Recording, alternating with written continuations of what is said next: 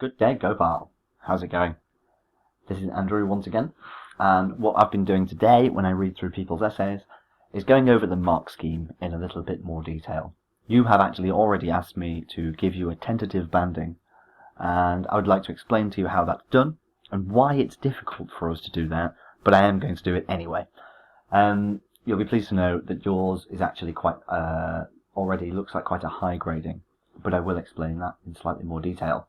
So what I do when I bring up the mark scheme is I just tend to run through the bits that I feel are relevant for you. So you'll notice that we're starting at 7 here, because I think you're a high 7 at the moment.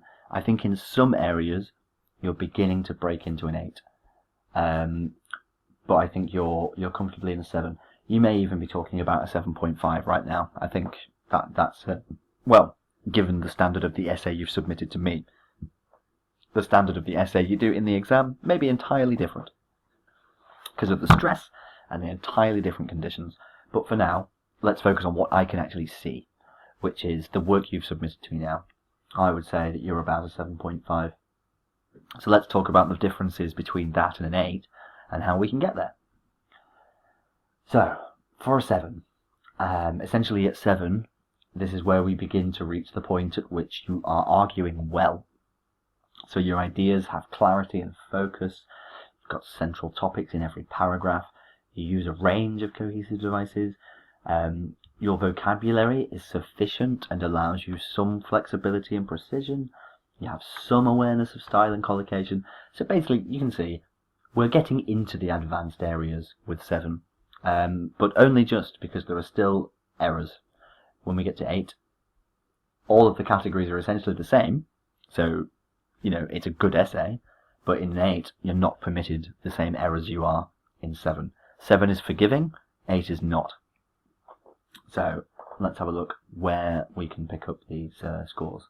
So the first thing we need to find out is, have you fully responded to the question? Have you given all of the information that was asked of you?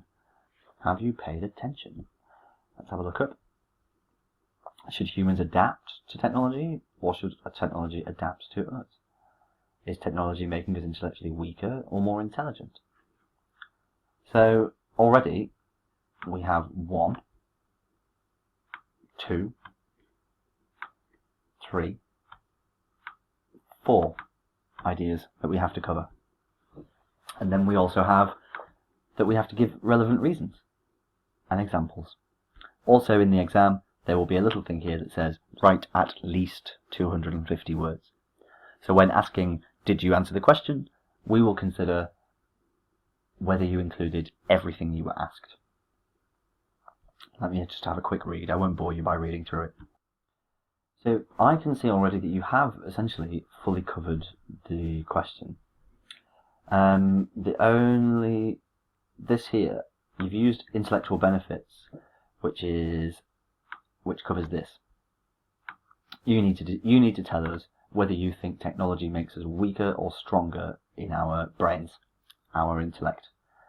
And you have done, but only indirectly, because you've said that you firmly believe that we have to align ourselves with this trend in order to achieve. Whereas I would have just said, I firmly believe that the spread of technology, or the development of technology, or increasing convenience of technology, whatever it is you want to say, I would say directly that makes us intellectually weaker or stronger, and not that aligning ourselves with, because you distance yourself from the point then. So let's keep it a little bit, let's make absolutely sure that we state all of the things that we're being asked to state. Because, like I said, you technically have, but I think an examiner might miss that. Maybe. So at the moment, in that respect, I'd say that is the only thing that's sort of keeping you down towards the lower end of the 7 in task and achievement, or maybe around about the 7.5. If you made sure that you specifically addressed exactly what was being asked of you, you would score a lot higher. Because here, your ideas say, okay, that technology is essential, seamlessly integrated, essential. Okay.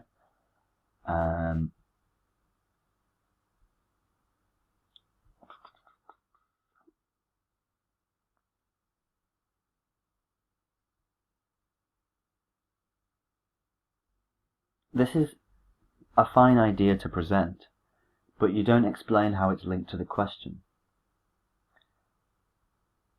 So yeah, it does allow people to do distance learning programs, and it does create a myriad of erudite scholars. But why is that relevant to the question? Is it you need to make sure that you bring it back at the end. Make sure every single time that I realize at the end of the paragraph that this was talking about something very, very specific and related to the question.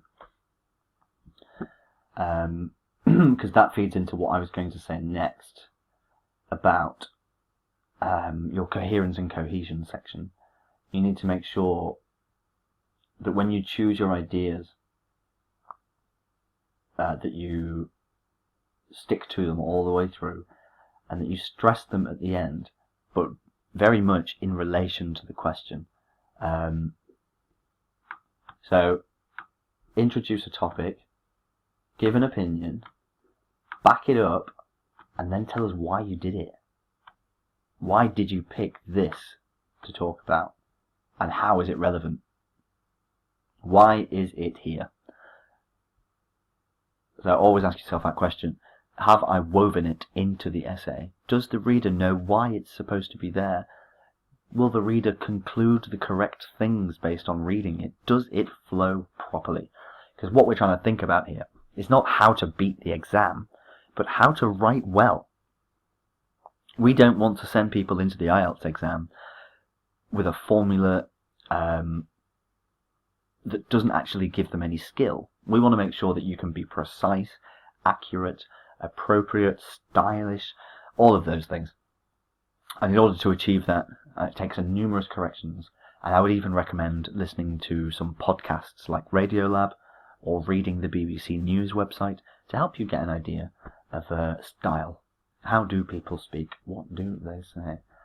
So let's have a move on. I think already I can see, like I said, you're a 7 in the task and achievement section. Coherence and cohesion, I would say you're also a 7. Lexical resource, the area that measures your vocabulary, says that in order to get a 7 or above, you have to use a sufficient range. As in, you mustn't struggle to find the words. But then in order to get an 8, you have to do so with no errors, or with very few errors. So we are looking for less common lexical features. So a myriad would have been a less common feature, but here it's not being properly expressed. A myriad of erudite, that's not very common either. But what I see here, and also, oh, by the way, I would say internationally recognized education, because this international quality doesn't mean anything. What standard of quality does international impart? None.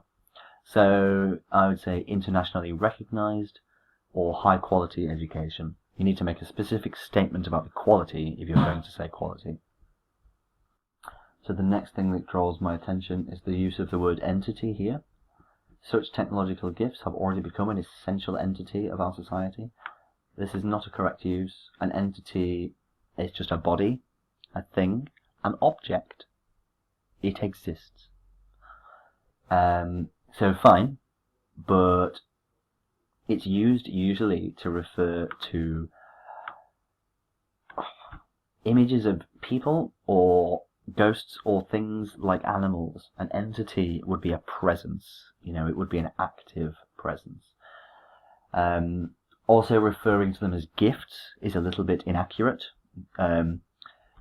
This in speech, this would be fine because people would understand what you mean. But in academic writing, you have to be accurate and specific. So these were not gifts. They were developed by people for money. Very much not gifts. So let's make sure in the lexical resource category that we stay as accurate and precise as possible, and that our words are appropriate. Do not give in to the temptation to use fancy words if you are not 100% sure what they mean. Because things like that, small inappropriacies throughout, will strongly affect you in those two categories. Everything needs to be appropriate and correct. So quickly, let's have a look at your grammar. Let's see if we made any errors in articles, prepositions, pronouns, conjugation, etc. I can already see that you've used a wide range of structures. I like the fact that even in the intro, you've straight away gone in with an although. Although there is some criticism, I believe these instead. Great, you've used it correctly, which is not that common. For instance,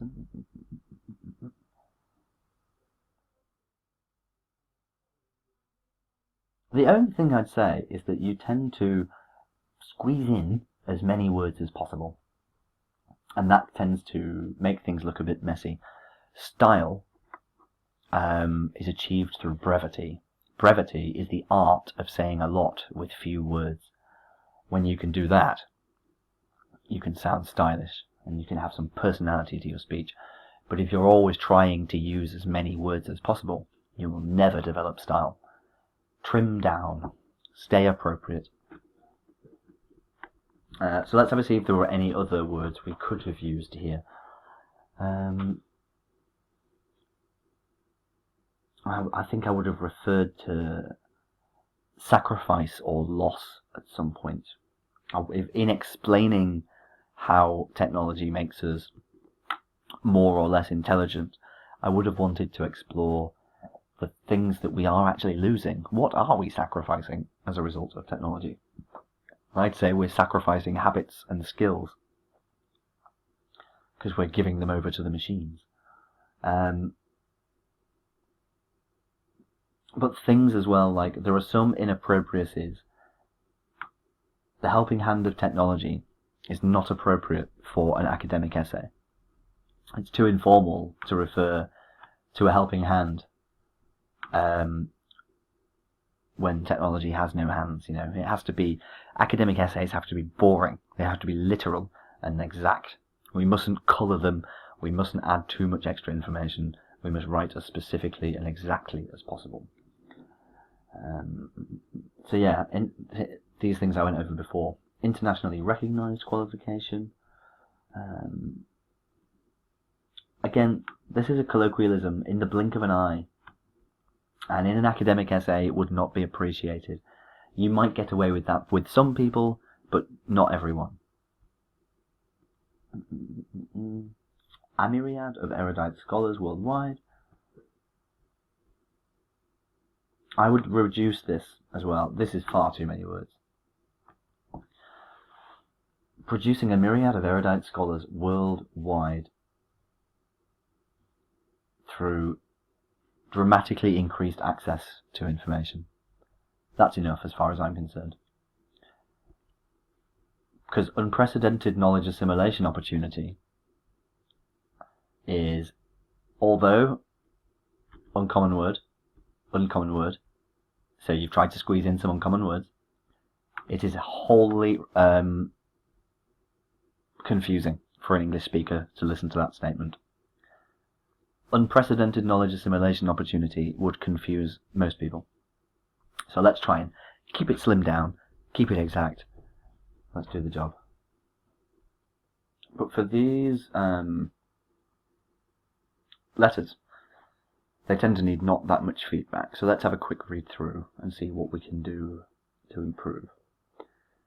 So I'm writing this letter with regard, it's actually in regard. If you're talking about sending regards to someone, you say, with regards, Andrew DeVille. But if you're talking about a thing, it's in regard to. I am writing in regard to the vacancy announced in the Metro Daily on February 27, 2017 for the position of Senior Mobile App Developer in your company. From your company profile, I found that you have a very good reputation in the mobile software industry and have recently launched numerous highly professional apps on various platforms. Good, that's a really good sentence. I am highly intrigued. I am intrigued to work in such a creative environment. I graduated with a master's degree in software engineering and have more than 5 years of hands-on, plural, both hands. You don't want to make it seem like you're only doing half the job. So hands-on experience of software development processes throughout my previous career. I would just say throughout my career. If you say in a job letter throughout my previous career, it makes it sound as if you changed your mind and switched, and employers don't really want that. Employers want you to really push on your career path. So throughout my career, I have assimilated a profound amount of knowledge and experience and expertise.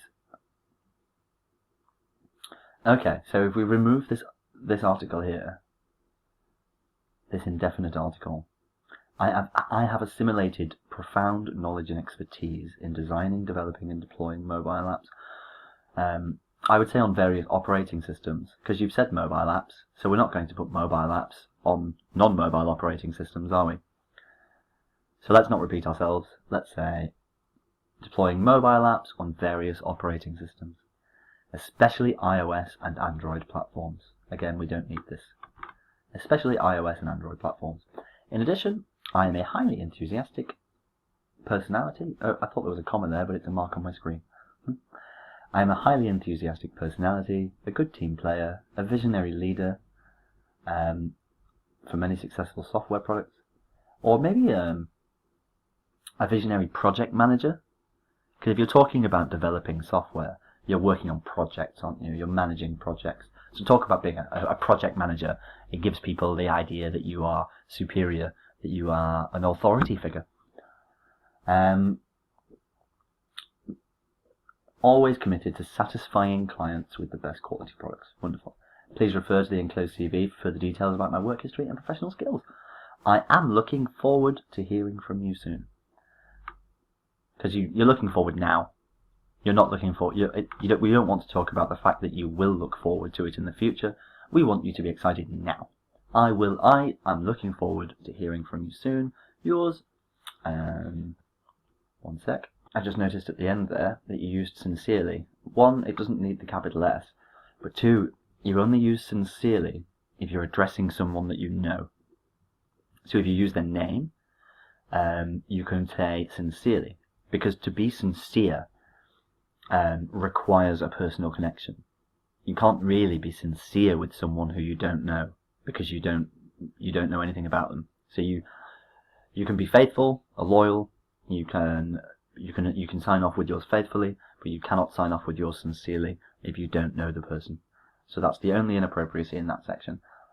But overall, it's good. Like I said, there's just a few errors in there that need to be worked out. But have a good listen through everything. Focus on the error lists and the suggestions. Have a really good look at the mark scheme sections as well, where I've showed you exactly how to progress to an 8. Think about the things you need to improve on, and then submit your next 2 tasks, and I will get back to you as quickly as I possibly can. Well done so far, Gopal. Well done for still being with us. I'll see you very soon.